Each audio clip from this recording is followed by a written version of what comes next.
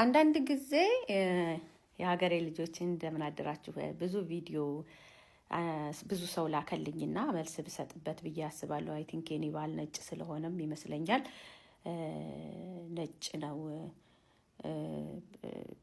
ለቤተሰቦች ገንዘብ ልኪ ምን ብትይ አይጨቃጨቅሽ፣ ከዛ አንቺም ስትልኪ እሱም ሲልክ ጭቅጭቅ አይመጣ ምናምን። አንዳንድ የሆነች እህታችን ቪዲዮ ሰርታ ተረድቻታለሁ፣ ልጅቷን ተረድቻታለሁ በደንብ። እሷ ቤተሰቦቿን መርዳት ትፈልጋለች፣ እሱም የሚረዳ ቤተሰብ አለው። እሷ የሆነች ደከም ያለ እህት ካለት እንዴ እኔም እኮ ወንድም አለኝ የምረዳው ይላል። ሀብታም እንኳን ቢሆኑ ከአንቺ ከድሃዎቹ ቤተሰብ ጋር ይፎካከራል። ብዙ ነገር አለ።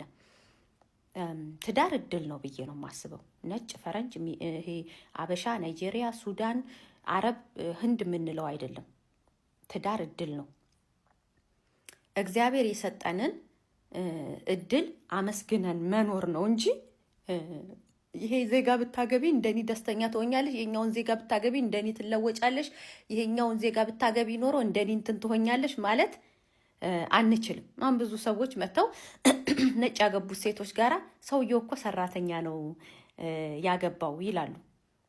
ያቻውን ነጭ ያገባች ሴት ካሁን ቀደም ከአበሻ ወንድ ጋራ የትዳር ተሞክሮ ከሌላት ምን ይመስላታል ማለት ነው? አበሻ ስታገቢ እግርሽን እያጠበ አልጋ ላይ ቁጭ የሚያደርግሽ ነው የሚመስላት።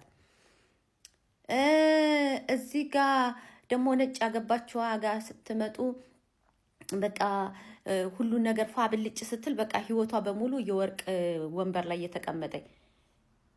ትዳር እንደ ኮኮባችን እንደ እድላችን በየቤቱ ይለያያል።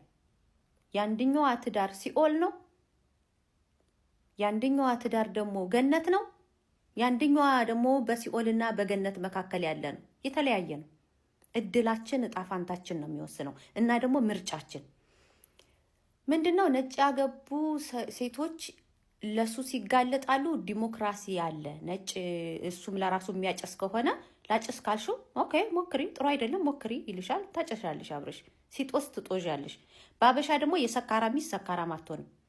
አንቺ ሴት አይደለሽ እንዴ? ሴት ልጅ ታጭሳለሽ እንዴ? እሱ እየጠጣኔ ለምን ብትይ እንዴ ነውር አይደለ እንዴ? እሱ ወንድ ነው ይባላል። ዋናው ነገር ምርጫችንን ማስተካከል። ከኔ ጋር የሚሄደው ምን አይነት ነው? እኔ አሁን ለምሳሌ ወግ አጥባቂ ነኝ፣ ወይ ደግሞ እናንተ በምትሉት ስግጥ ያልኩኝ ሰገጤ ነኝ። አይመቸኝም። ይሄ ጭፈራ፣ መጦዝ፣ አዳዲስ ነገር ይሄ ማለት በተለይ ገደል የሚሰድ ነገር መሞከር አይመቸኝም። በቃ ለእኔ ህይወት ማለት ሳይቸግረኝ መኖር። ችግር አልወድም፣ ሳይቸግረኝ መኖር። ደስ ባለኝ ሰዓት ኢትዮጵያ ብድግ ብዬ መሄድ መቻል፣ ጊዜ ካለኝ ብድግ ብዬ ቫኬሽን መሄድ መቻል። ለወደፊት በጡረታ ዘመን ምንም አይነት እዳ የሌለበት የራሴ ቤት እንዲኖረኝና ከዛም በጡረታዬ ማንንም ሳላስቸግር መኖር፣ ሳልፍ የኔን የተረፈኝን ለልጆቼ ማስረከብ። ይሄ ነው የኔ ዓላማ። አባቴን ማስደሰት፣ ለአባቴ ጋራንቲ መሆን። በቃ እንደዛ ነው የሚያስደስተኝ። አንዳንዱ ደግሞ መጨፈር አለበት፣ መጦዝ አለበት፣ አዳዲስ ነገር መቅመስ አለበት፣ ማየት አለበት።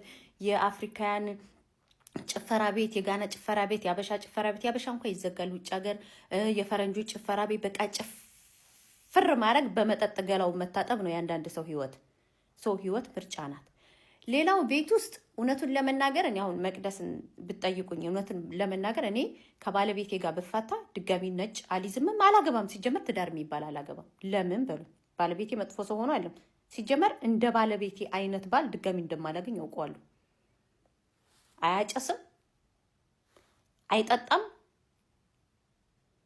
ምንም አይነት ሱስ የለበትም። ብዙ ጓደኞች የሉትም። እድሜ ለኔ ጓደኞቹን በሙሉ ትቷቸዋል። ጓደኛው እኔን አድርጓል። በቃ እኔና እሱ የሚያስደስተ ምንድን ነው? አብረን እንወጣለን፣ ዋና እንሄዳለን፣ ተራራ እንወጣለን፣ አልፎ አልፎ የሆነ ሬስቶራንት ሄዳለን፣ እንትን እንላለን፣ እንመጣለን፣ ወክ እናደርጋለን፣ ቤታችን ቡናችንን እንጠጣለን። ከዛን ከሰኞ እስከ አርብ ቢዚ ነን በስራ። በቃ ይሄ ነው የኛ ላይፍ። ከዛም በአመት አንዴ ጀርመንን ሀገር ጥለን እልም ማለት። እኔም በይ ካለኝ ሀገሬ ላይ ትኬቴን ቁርጥ አድርጌ ሀገሬ ደርሼ ቤተሰቤን ጠይቄ መምጣት። አያሱ ቀለል ያለ ህይወት ነው የምንኖረው፣ ያልተጨናነቀ። አሁን ሌላውን ሰው ብታገቡት ወይ ሁለተኛ ደግሞ ምንድነው ባለቤቴ በተፈጥሮ ቀልበ ሰፊ ነው። ይሄ 5 ሳንቲም ስንት ዳቦ ይሆን ስንት ግራም ፓስታ ልቀቅል ስንት ግራም ትበያለሽ የሚል አይነት አይደለም። እንደዛ የሚሉ በጣም ብዙ ናቸው። ዳቦ እንኳን ሲገዙ ቤተሰብ ቆጥረው ነው። ፓስታ ሲቀቅሉ ስንት ግራም ትበላለህ ስንት ግራም ሚል አለ። ስስታም አለ። ገንዘብን እንዲህ በቀላሉ አንስቶ ማይስጥ 5 ሳንቲም ከወደቀበት አፈንድዶ የሚፈልግ አለ። 50% ቤት አዋጭ የሚል አለ። አብዛኛውን የፈረንጆች ኑሮ 50% ነው። ለምን ማለት አንችልም። መብታቸው ነው፣ ባህላቸው ነው። ያበሻ ሴት ለምን ባሏ ያሽከረክራታል? ሁሉን ነገር እሱ ነው፣ ምንም ሆነ እሱ ነው። የቤት ካርታ እንኳን ቤቱ የት ምን ያህል ስፋት አለው ምንድነው ስትባል እንኳን የመኪናው ልብሬን በማን ስም እንደተገዛ ራሱን ማታቅ አበሻ ናት ያለችው ኢትዮጵያ ውስጥ። ለምን ማለት አንችልም። ካልቸራችን ነው። ሁሉን ነገር የቤቱ ካርታ የት እንዳለ፣ ግዢው የት እንዳለ፣ ዶክሜንቱ የት እንዳለ፣ የመኪናው እንትን የት እንዳለ፣ ኢቭን የባሏን ድርጅት ሄዳ የሚሰራበት ምን እንደሚመስላሱ ማታውቃለች። ባሏ ምን ስራ እንደሚሰራ ማታውቃለች። ዝም ብሎ ቤት እሷ ቤት ናት የተቀመጠችው ከሰራተኛ ጋር ገንዘብ ስላመጣ ብቻ ኤግዛክትሊ ምን እንደሚሰራ እሱ ከነገራት ውጭ ማታውቃለች። ለዛ ነው ጸረ ሙስና ሲይዘው በለዋ ላይ ቤቱ ተሸጦ ሜዳ ላይ የምቀረው። አስቀድማ የተጠነቀቀችው ነገር እንኳን አይኖርም። ምን ልላችሁ ፈልጌ ነው፣ ለምን ማለት አንችልም። ለምንድን ነው ሀብታም ከሆነ የሆነ ነገር ከፍቶላት ማሰራው? ለምንድን ነው ቤት ቁጭ የምትለው በሰራተኛ? ለምንድን ነው መብት የሌላት? ገንዘቡ ባንክ ስንት ብር እንዳለው ለምንድን ነው የማታውቀው? ለምንድን ነው ወጪና ገቢውን የማታውቀው ማለት አንችልም። እንደ ባህል ይዘነዋል። ፈረንጆቹ ደግሞ ገቢና ወጫቸውን ያውቃሉ። 50% ስንጥቅ አድርገው ነው የሚኖሩት። አሁን የኔ ባል እንደዛ የሚባል ነገር የለም እኔ የማወጣት ወጪ 15% አትሆንም። አስቤዛ ገዛዛለሁ ምናምን በቃ ተረፈ ሌላው የታረክሽው እንደዚህ ነው። ሂሳብ መስተሳሰብ የለም። ይሄ እጣ ፋንታ ነው። መድኃኒዓለም በቃሽ ሲል ነው። ዛስ ዋይ አሁን እኔ ቀጣይ ላይ ባል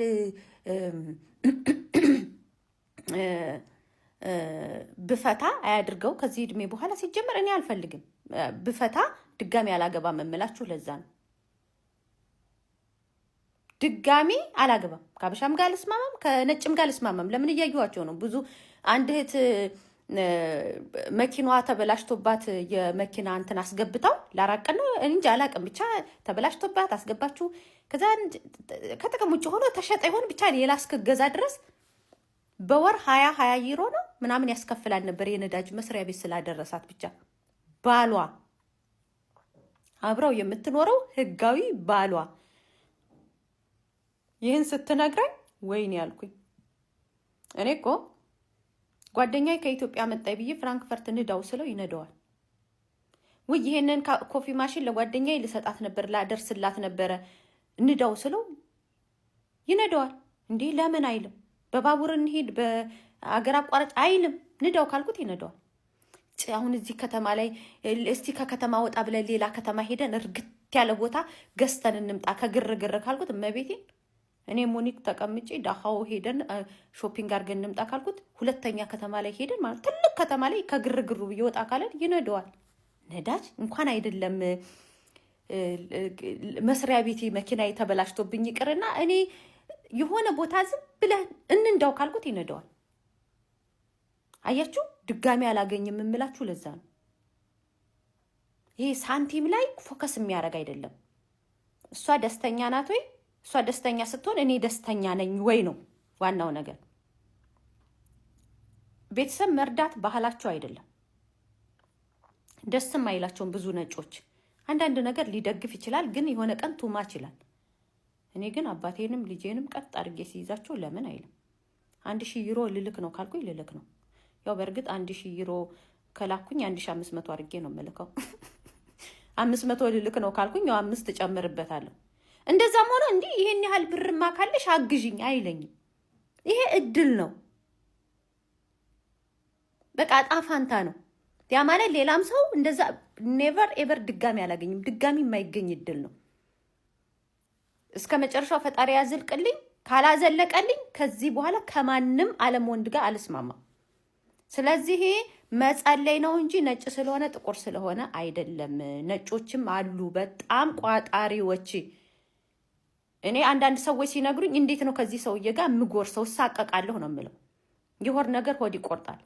ሆድሽን እንኳን ስንት ግራም ነው የምበይው የሚላል በጣም ስስታማን። እያንዳንዷን እኩል ስንጥቅ አድርጎ የሚያስከፍልሻል። ገብቷችኋል አይደለ? በጣም ሴራ